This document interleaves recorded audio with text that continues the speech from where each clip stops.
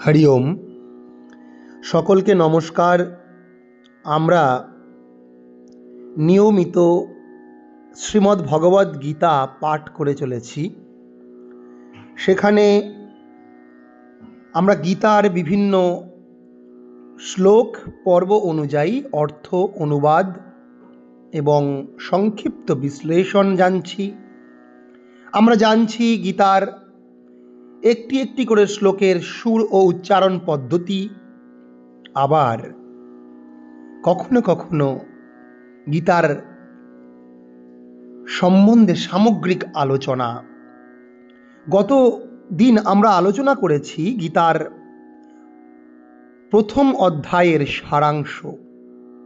সেখানেই আমরা আলোচনা করেছি গীতা বিষয়ক কিছু প্রশ্ন ও উত্তর আরেকটি ভিডিওতে। আজকে আমরা শ্রীমদ্ ভগবদ্ গীতার মূল আলোচ্য বিষয়, সম্পূর্ণ গীতার একটা সংক্ষিপ্ত রূপরেখা আমরা জানব আজকের এই ভিডিওটিতে।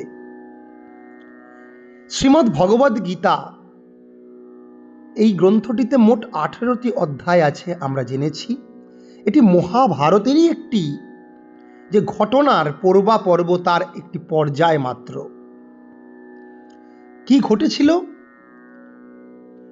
কুরুক্ষেত্রের যুদ্ধ, কৌরব এবং পাণ্ডবদের মধ্যে। দুই পক্ষ যুদ্ধের জন্য প্রস্তুত। অর্জুন ভীরুতা কাপুরুষতা বশত বলছে আমি আর যুদ্ধ করব না।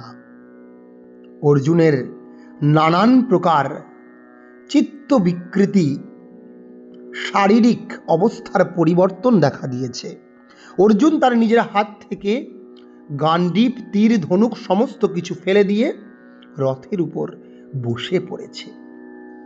এখন এই অর্জুনকে, অর্জুন আসলে আমরা প্রত্যেকেই এক একজন অর্জুন।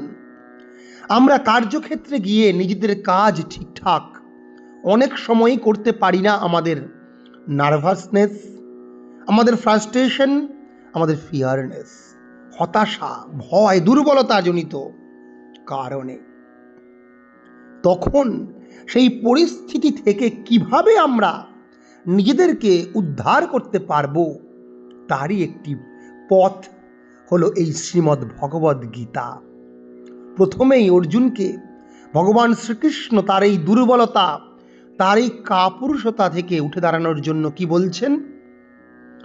ক্লৈব্যম মাস্মা গম পার্থ নৈতা ত্বয়ুপপদ্যতে শূদ্রম হৃদয় দৌর্বল্যম ত্যক্তোত্তিষ্ঠ পরন্তপ।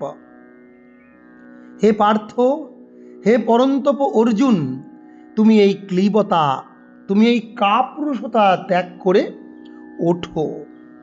তুমি তোমার ক্ষত্রিয় ধর্ম পালন করো।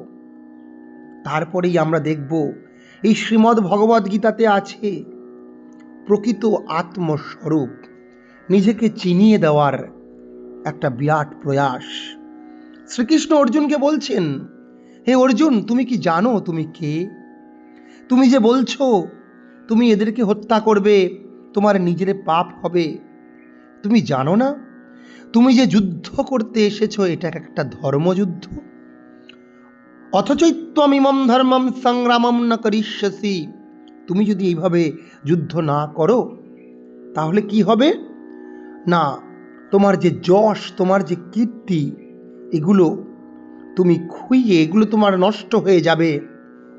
ফলস্বরূপ তুমি কিন্তু অসম্মানের ভাগীদার হবে।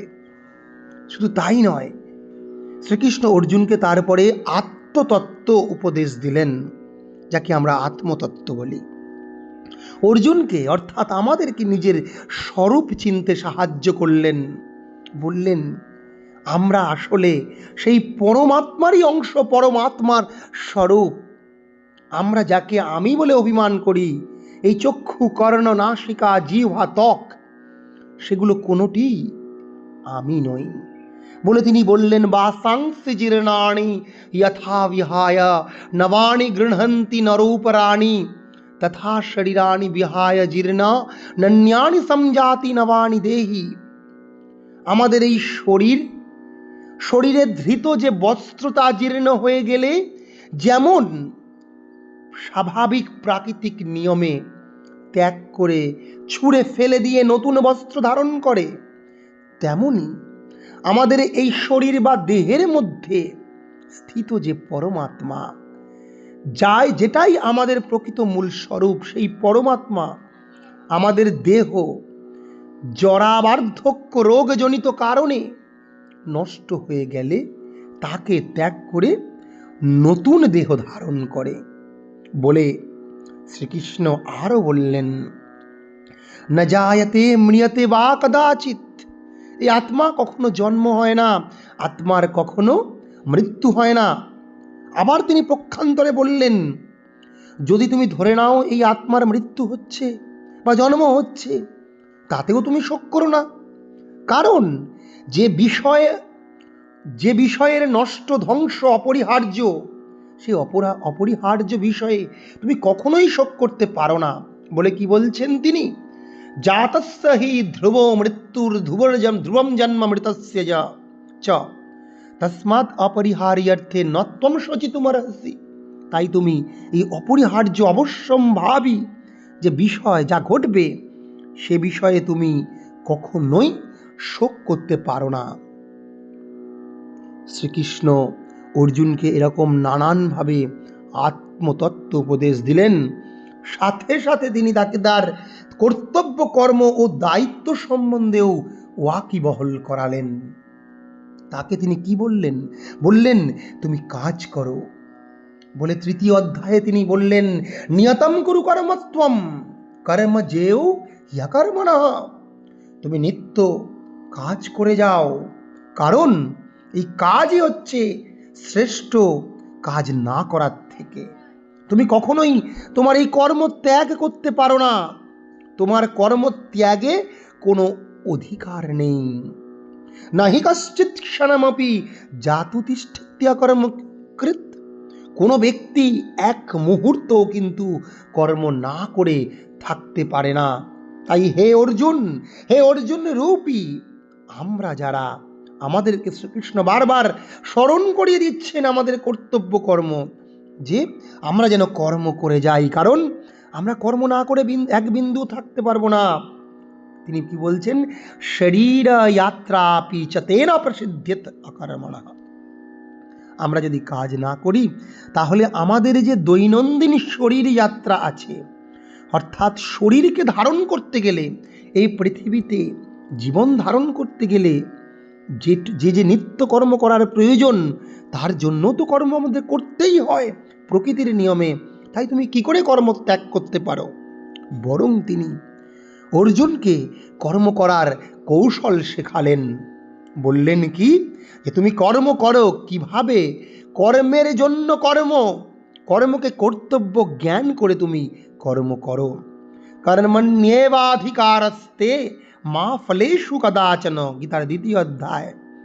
মা কর্মফল হেতুর্ভু মাতে সঙ্গস্ত্বকর্মণি। 2য় অধ্যায় সাংখ্য যোগে তিনি বলছেন, কর্মণি এব অধিকারস্তে, অর্থাৎ এই কর্মেই তোমার অধিকার আছে। কর্মণ্যেবাধিকারস্তে মা ফলেষু কদাচন, কিন্তু কর্ম ফলে তোমার কিন্তু কোনো অধিকার নেই। অর্থাৎ তুমি কর্ম করো, কিন্তু তুমি কর্মফলের কারণ হইও না। এর তাৎপর্য কি? কর্ম আমি করব, কর্মফলের যা ঘটনা, যা আমরা কাজ করব, কজ, তার তো এফেক্ট হবে নিশ্চয়ই, অবশ্যম্ভাবী। শ্রীকৃষ্ণ সেটাকে অস্বীকার করেননি, বলছেন কর্ম করো, কিন্তু কর্মের ফলের আশা তুমি করো না। কারণ কর্মের ফলের আশা করলে তোমার দুঃখ হবে, চিন্তা হবে, ভয় হবে, ভীতি হবে, দুর্বলতা হবে। তুমি কাজ করতে এসেছো, যেটা প্রয়োজন সেটা তুমি করো, ফল অটোমেটিক্যালি স্বাভাবিক নিয়মে তার ফলবে। এরপরেই তিনি বললেন, এই যে কর্ম করার ফলে তোমার নানান প্রকার আমাদের দুঃখ কখনো হবে, কখনো সুখ হবে, কারণ আমরা তো সাধারণভাবে ইন্দ্রিয়ের দ্বারা কর্ম করি। সেখান থেকে ইন্দ্রিয়জনিত সুখ দুঃখ, কখনো শীত কখনো উষ্ণ, এরকম নানান বিপরীত পরিস্থিতি আমরা অনুভব করব। সেই পরিস্থিতিতে শ্রীকৃষ্ণ অর্জুনকে বলছেন, তুমি নিজের ভারসাম্য বজায় রাখো, একটা ব্যালেন্স লাইফ লিড করো। দুঃখেষু অনুদ্বিগ্নমনা সুখেষু বিগত স্পৃহ বিতরাগ ভয়ক্রোধ স্থিত ধীর মুনিরুচ্যতে। তুমি স্থিতধী হও, স্থির হও, যেটা আমাদের জীবনে খুবই প্রয়োজন। তুমি দুঃখে অত্যন্ত উদ্বিগ্ন হয়েও না, সুখে আবার অত্যন্ত আপ্লুত হয়েও না। এইরকম পরিস্থিতিতে আমরা অনেক সময় হারিয়ে যাই, আমরা নিজেদেরকে সংযত রাখতে পারি না। তখন শ্রীকৃষ্ণ আরও আত্মশক্তিতে অর্জুনকে বলীয়ান হতে বলছেন এবং অর্জুনকে জ্ঞান লাভ করতে বলছেন নাহি জ্ঞানেন সদৃশম পবিত্রম ইহ বিদ্যতে। হে অর্জুন, তুমি জ্ঞান লাভ করো। এই এবং পরম্পরা লব্ধম, এই যে পরম্পরা লব্ধ যে জ্ঞান, তা কালের নিয়মে কালে না নষ্ট। সব গীতার 4র্থ অধ্যায় আছে। জ্ঞান যোগে কালের দ্বারা নষ্ট হয়ে গেছে, তাই তুমি হয়তো এই যে জীবনের মূল যে তত্ত্ব তা তুমি উপলব্ধি করতে পারছো না। কিন্তু এই যে জ্ঞান পরম্পরা তা ছিল, তুমি সেগুলোকে স্মরণ করো এবং তার প্রতি তুমি শ্রদ্ধা করো বলে তিনি বলছেন, শ্রদ্ধাবান যিনি, তিনিই কিন্তু একমাত্র জ্ঞান লাভ করতে পারেন। শ্রদ্ধাবান লভতে জ্ঞানম মৎপরঃ সংযতেন্দ্রিয়ঃ। যে শ্রদ্ধাবান ব্যক্তি সেই একমাত্র জ্ঞান লাভ করতে পারবে। কিন্তু আমাদের এই দুঃখ কষ্ট আমাদেরকেই ভোগ করতে হবে যদি আমরা অজ্ঞশ্চা শ্রদ্ধাধানশ্চ সংশয়াত্মা বিনশ্যতি, আমরা যদি সংশয় করি, আমরা বিশ্বাস না করি, আমরা দ্বন্দ্ব করি, এই প্রকৃত যে সত্য জ্ঞান রহস্য যা বলা হলো কর্মতত্ত্ব আত্মতত্ত্ব, তার প্রতি আমরা যদি আস্থাবান না হই, তবে কিন্তু আমাদের কি হবে, আমাদের জীবনে দুঃখ কষ্ট হবে। তাই তুমি শ্রদ্ধাবান হও, কারণ এই রকম অশ্রদ্ধাবান এবং অজ্ঞ ব্যক্তি যার জ্ঞান নেই, তার ইহলোকে নায়ম লোকস্তি ন সুখ সংশয়াত্মনঃ নায়ম লোকস্তি ন পর। ইহলোক পরলোক কোথাও কিন্তু এই অজ্ঞ অশ্রদ্ধাবান ব্যক্তির কিন্তু সুখ লাভ হয় না। তিনি আরও বলছেন, এই জ্ঞান তোমাকে নিজেকেই নিজে অর্জন করতে হবে। হয়তো ভাবছি আমি সব বুঝছি, অর্জুন তখন নিজে কিন্তু বলছেন কথাটা যে আপনি যেটা বলছেন সেটা আমি বুঝতে পারছি, কিন্তু আমি সেই কাজ করতে পারছি না বলে অর্জুন শ্রীকৃষ্ণকে কি বলছে যে চঞ্চলম হি মন কৃষ্ণ প্রমাথি বলবদ্রম। এই মন তো চঞ্চল, এই চঞ্চলতা মনের, তাহলে এবং এই মনকে সংযত করা বায়ুর থেকেও কঠিন। আমি এই মনকে কিভাবে সংযত করব? শ্রীকৃষ্ণ তখন স্বীকার করছেন, বলছেন হ্যাঁ, অসংশয়ম মহাবাহ মনোর্দুর্নিগ্রহম চলম। মনকে সংযত করা এটা সত্যি কঠিন, এ বিষয়ে কোনো সংশয় নেই, কিন্তু তোমাকে অভ্যাস এবং বৈরাগ্যের দ্বারা, অভ্যাসেন তু কন্তেয় বৈরাগ্যেন চ গৃহতে, তোমাকে অভ্যাস এবং বৈরাগ্যের দ্বারাই কিন্তু মনকে সংযত করতে হবে। শুধু তাই নয়,